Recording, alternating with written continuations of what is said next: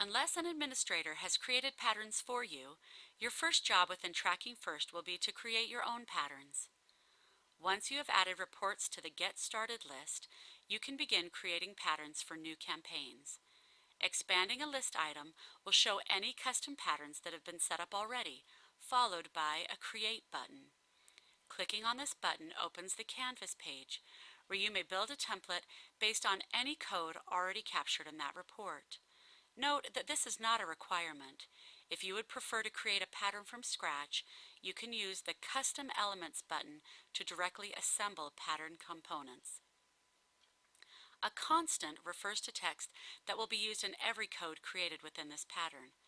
A variable piece remains open until you're in the code creation phase, where you can either select from a drop-down list or type in a value to compose that portion of each new code.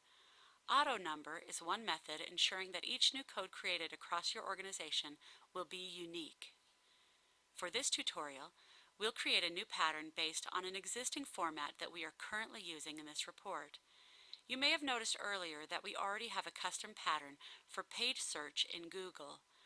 Now let's create a similar pattern for Bing ads.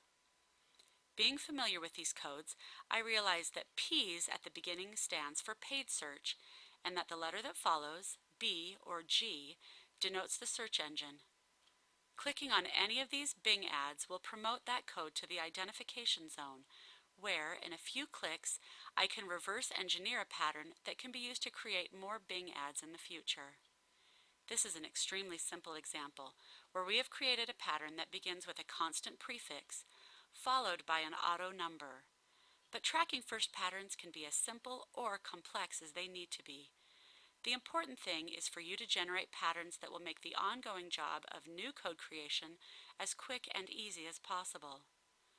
Confirming the pattern when you are done will allow you to give it a name, which will be added to your custom pattern list for this report, so you can use it again in the future.